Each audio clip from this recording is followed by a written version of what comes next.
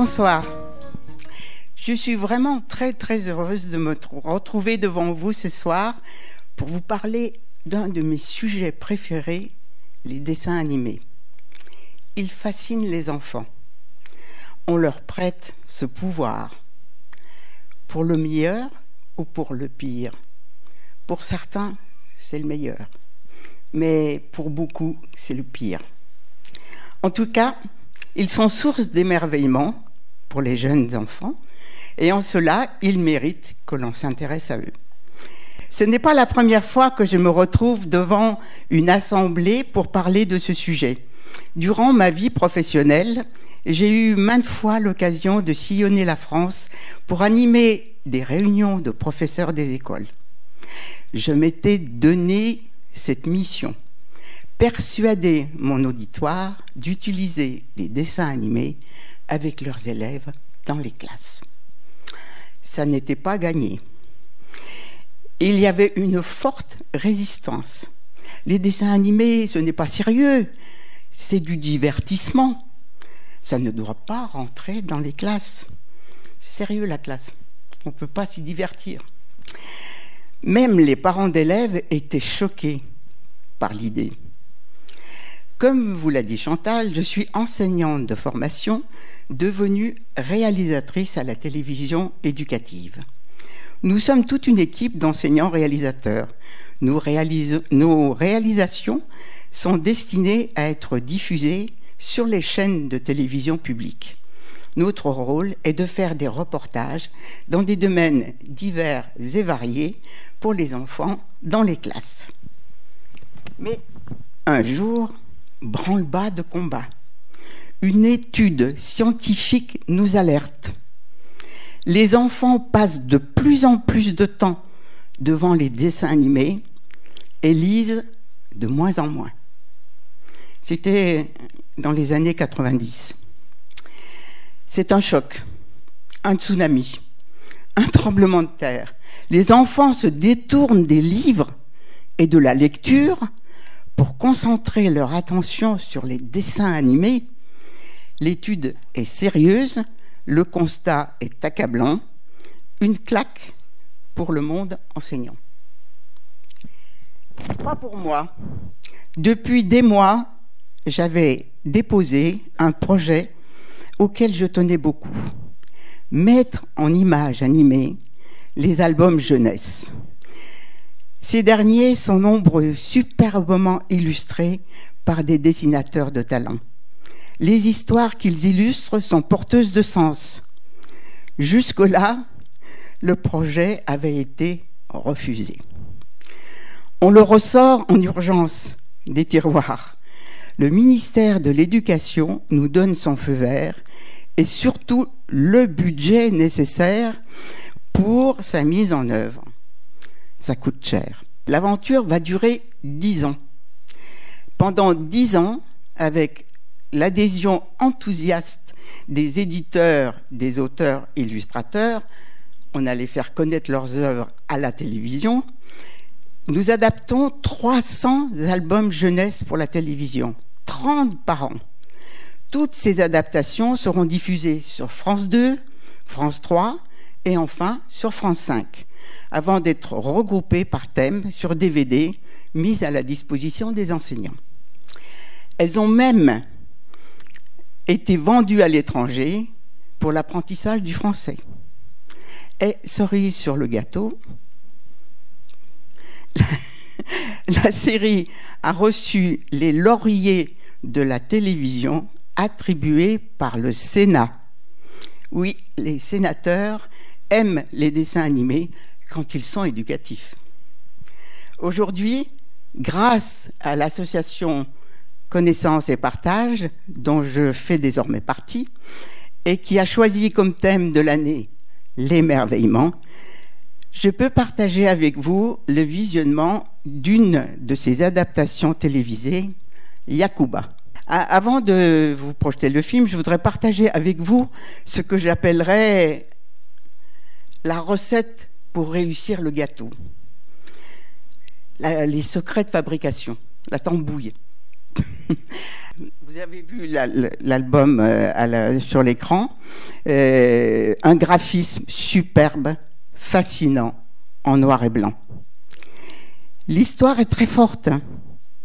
Il s'agit d'un récit, d'un rite initiatique qui permet à l'enfant de passer au statut d'adulte.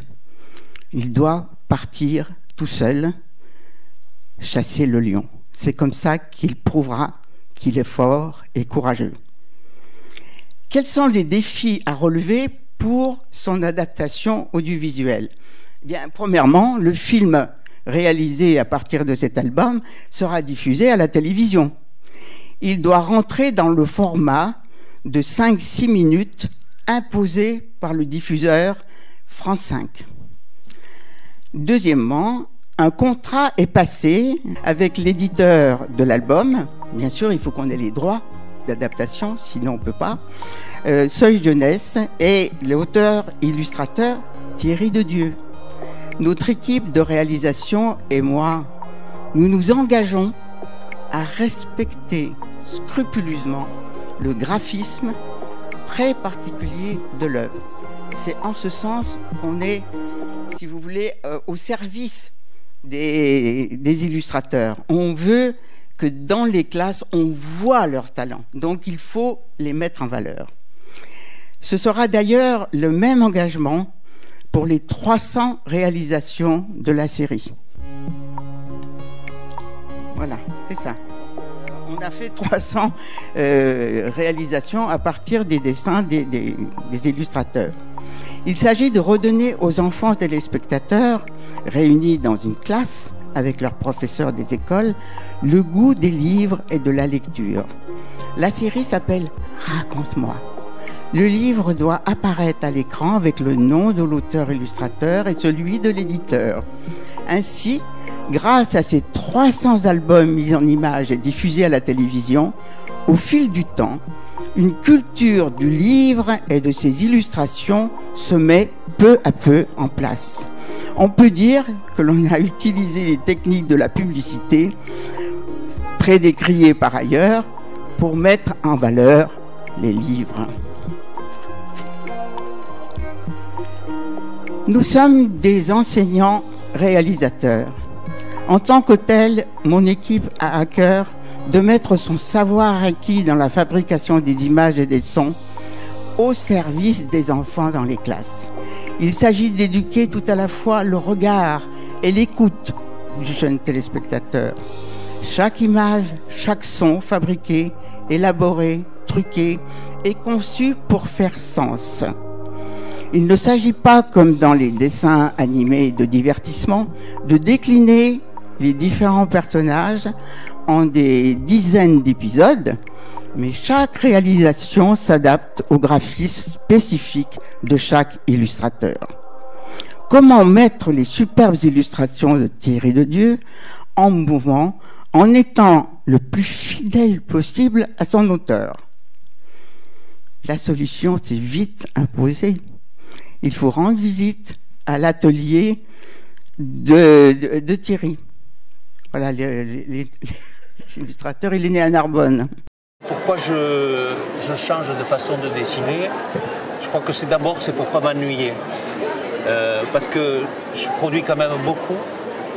Et si je devais refaire les mêmes dessins, même le même style, je crois que je ne pourrais pas tenir. Et donc j'ai envie chaque fois, en fait aussi ça vient, parce que il y a quelques temps, il y a assez longtemps, je faisais de la publicité. Et on cherchait des idées, puis après on cherchait quelle est la meilleure façon de porter l'idée. Et c'est ce que je fais pour les livres, c'est-à-dire qu'une fois que j'ai fait l'histoire, je me demande quel dessin la porterait le mieux possible. Et donc c'est une partie un peu prise de tête, mais qui est importante dans mon travail, c'est-à-dire je vais chercher la façon de dessiner. Des fois je fais presque tout le livre d'une façon, et puis je me rends compte que ça ne va pas, je refais.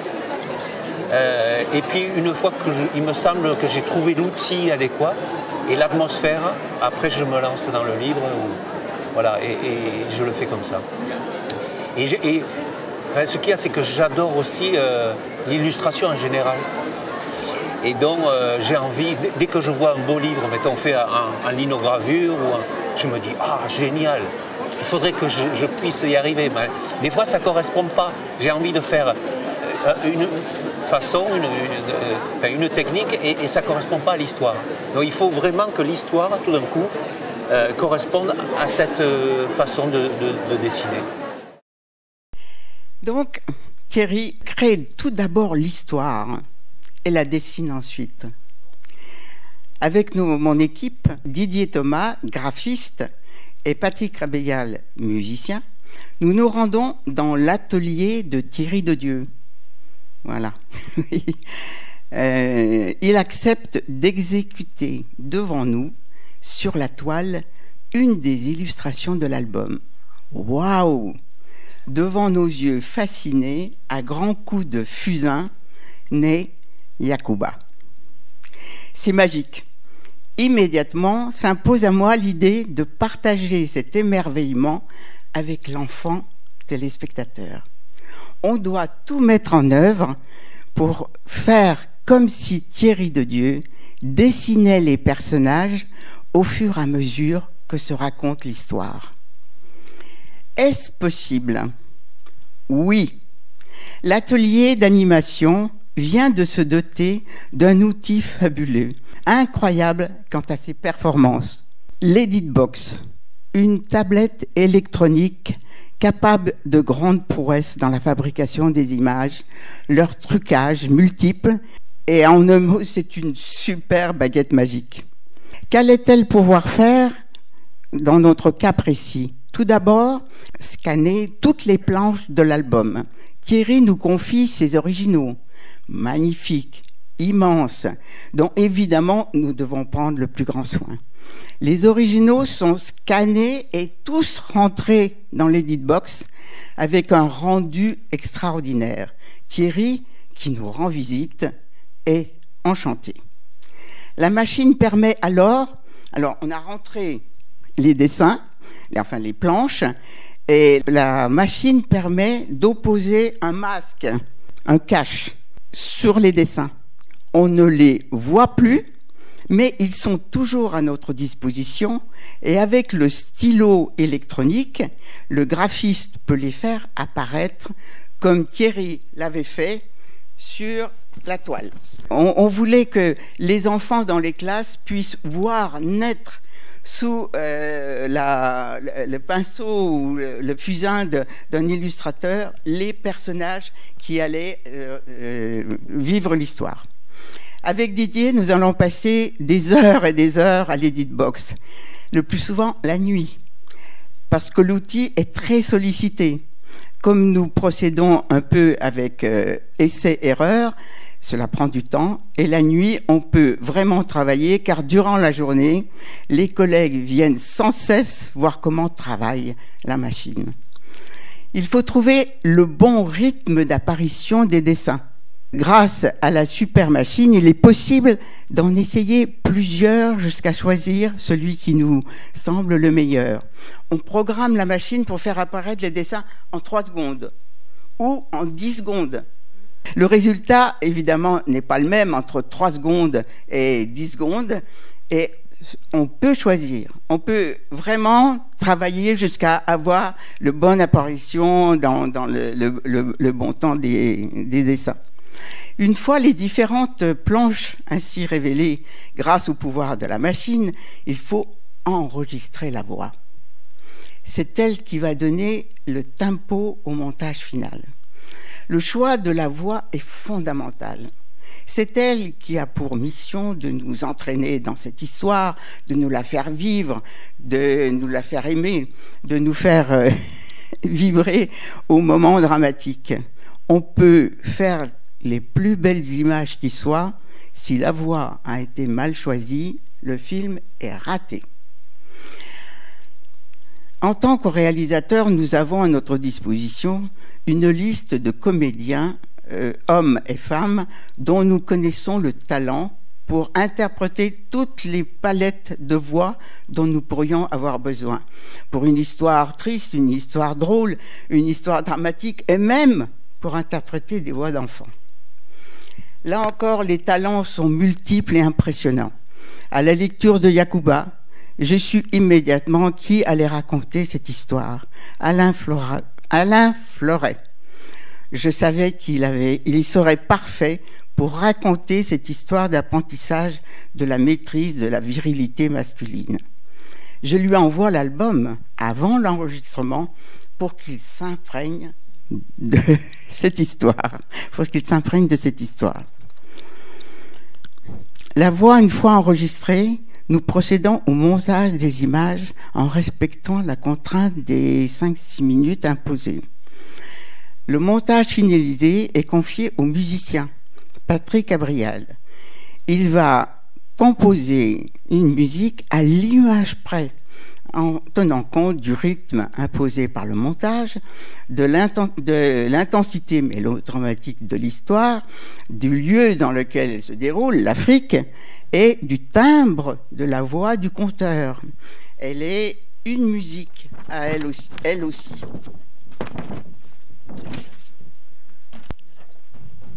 Patrick est venu avec nous chez Thierry de Dieu. Il a enregistré le bruit du fusain sur la toile.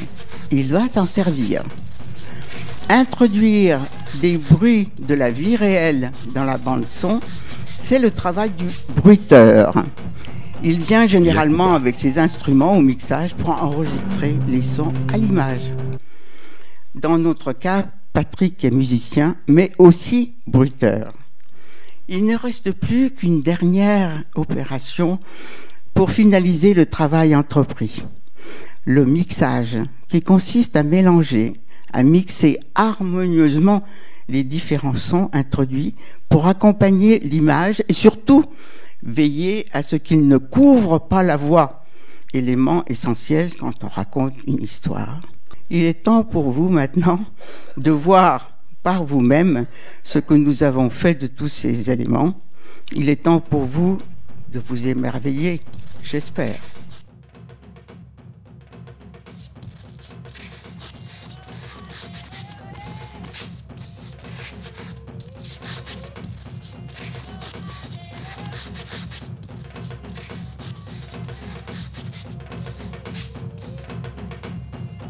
Yacouba.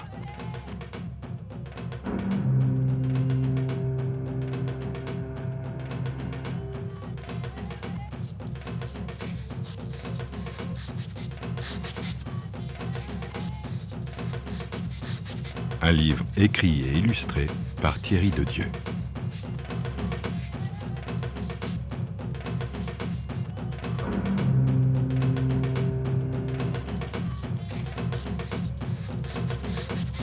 Édité par Seuil Jeunesse.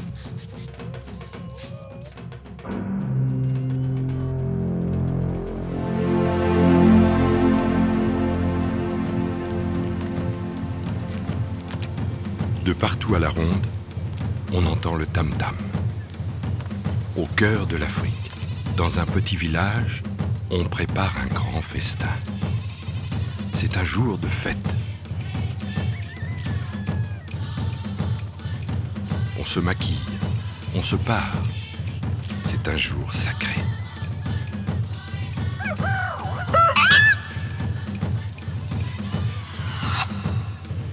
Le clan des adultes se rassemble et désigne les enfants en âge de devenir des guerriers.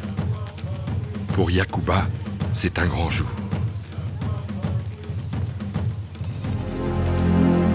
Il faut apporter la preuve de son courage et seul affronter le lion.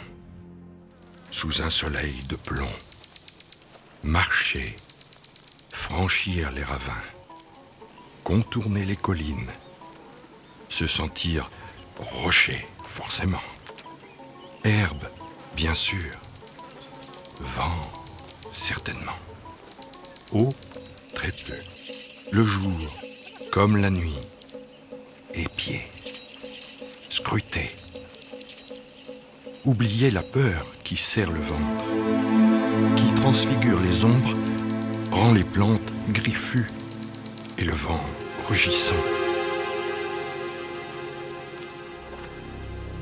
Attendre des heures, et des heures.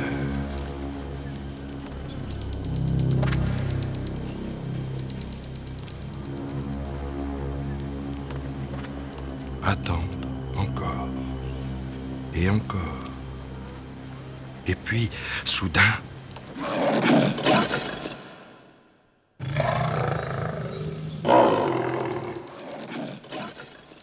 s'armer de courage et s'élancer pour combattre. Alors, Yacouba croisa le regard du lion. Un regard si profond qu'on aurait pu lire dans ses yeux. Comme tu peux le voir, je suis blessé. J'ai combattu toute la nuit contre un rival féroce. Tu n'aurais donc aucun mal à venir à bout de mes forces. Soit tu me tues sans gloire et tu passes pour un homme aux yeux de tes frères. Soit tu me laisses la vie sauve et à tes propres yeux, tu sors grandi, mais banni, tu le sauras par tes pairs. Tu as la nuit pour réfléchir.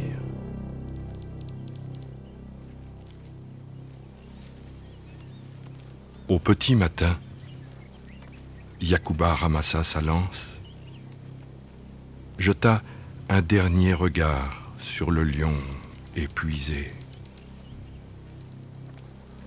et prit le chemin du retour. Au village, les hommes, son père, tous l'attendaient. Un grand silence accueillit Yacouba.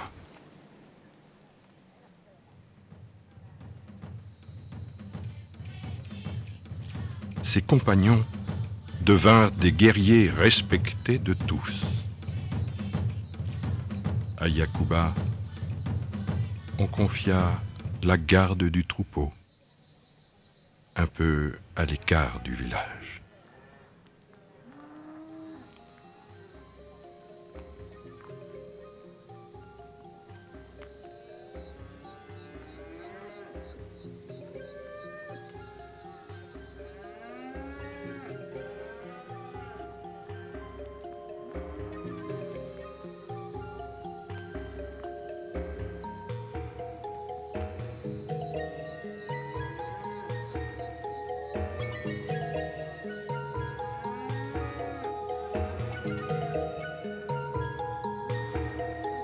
C'est à peu près à cette époque que le bétail ne fut plus jamais attaqué par les lions.